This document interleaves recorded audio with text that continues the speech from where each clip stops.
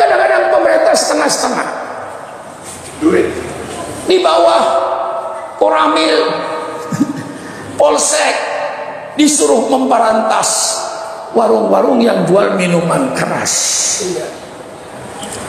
Yang di atas meresmikan pabrik minuman keras Gunting Pita.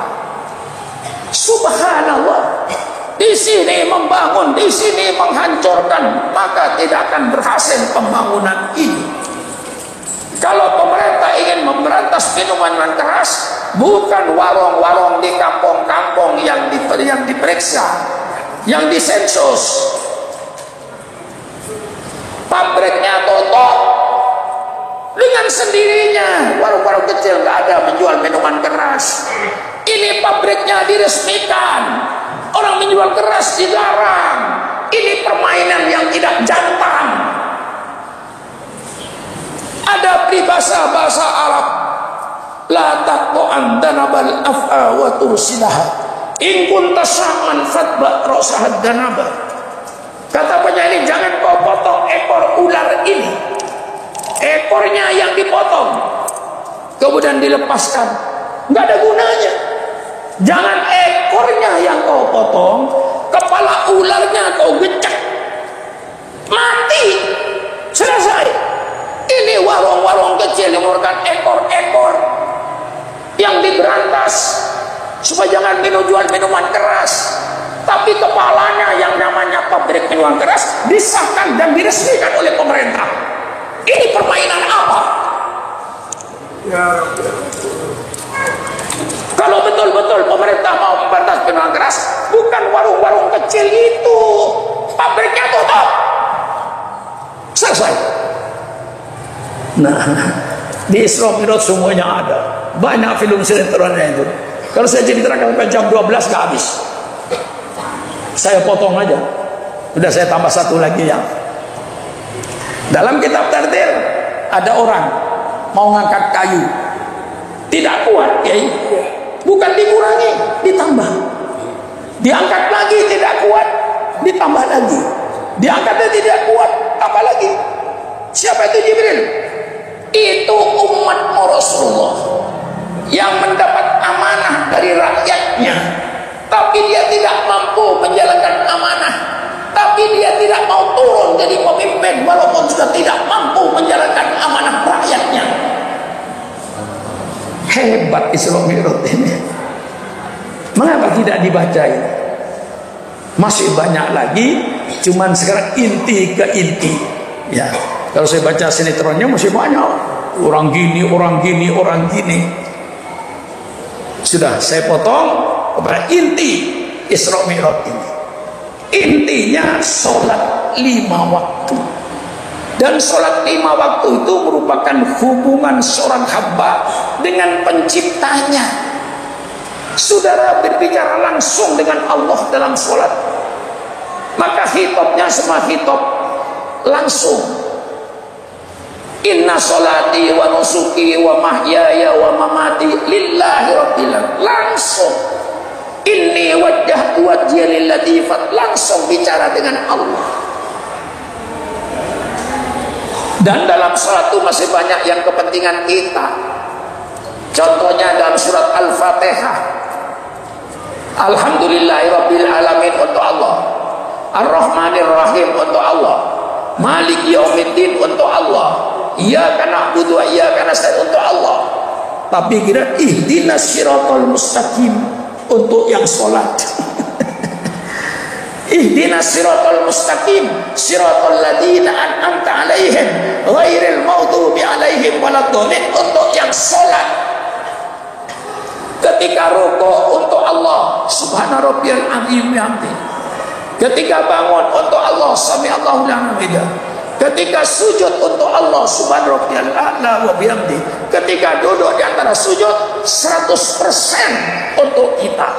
Rabbi ufirli warhamni wajburni warfa'ni warzuqni wahdini wa'afini wa'fu anni. Subhanallah. Di hadapan penciptanya kita mengadu. Inilah sholat. Maka dari pentingnya sholat langsung dipanggil. Perintah yang lain tidak dipanggil. cukup. Kutiba alaikumussyam kama kutiba alal ladzina min qablikum.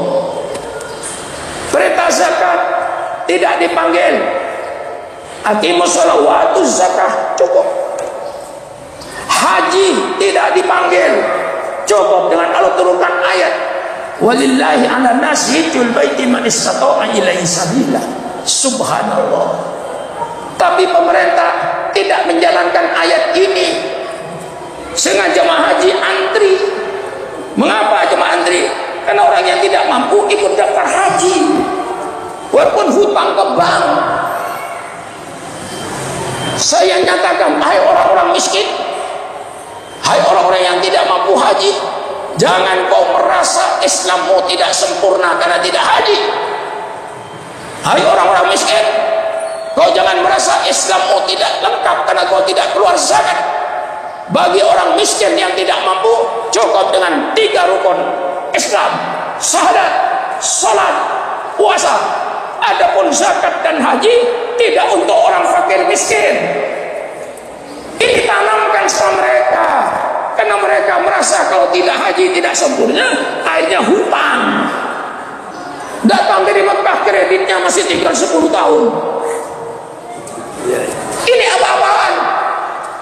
Coba pemerintah ikuti Quran. Manista ko ila sabila, bayar cash berangkat, bayar cash berangkat. Yang tidak bayar cash kamu usah berangkat.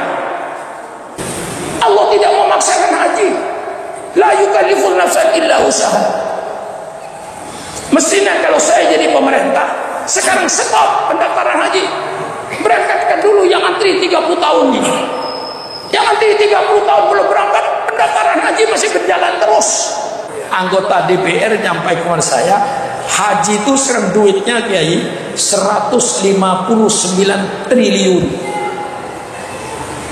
Ambil HP-nya, 159 triliun kali 6%. Faedahnya kalau dalam bank Islam, dalam bank konvensional bunganya 6%.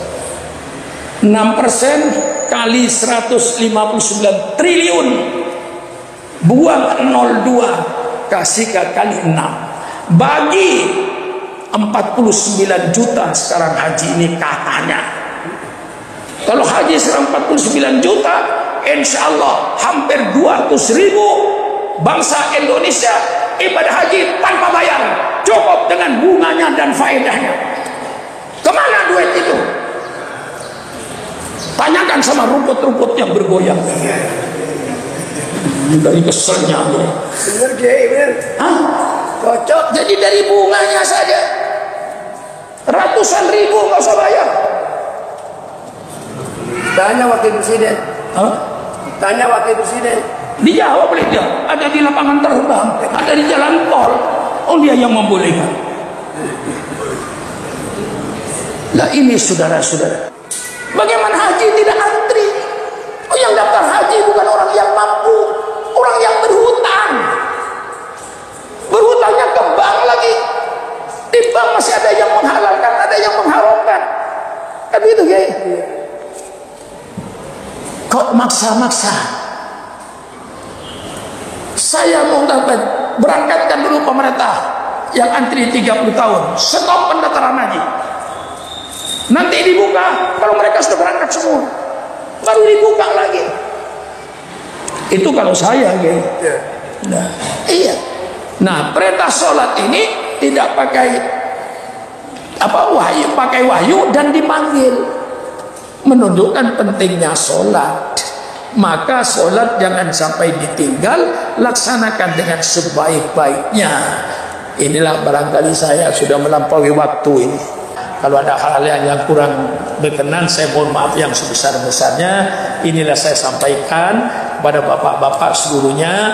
Mudah-mudahan menambah iman kita, menambah takwa kita kepada Allah dengan ilmu yang saya berikan kepada saudara-saudara, menambah keyakinannya kepada Allah Subhanahu wa taala. Allah yang Maha Kuasa. Sekian, kurang lebihnya saya minta maaf. Wallahul muwaffiq ila aqwamit thoriq.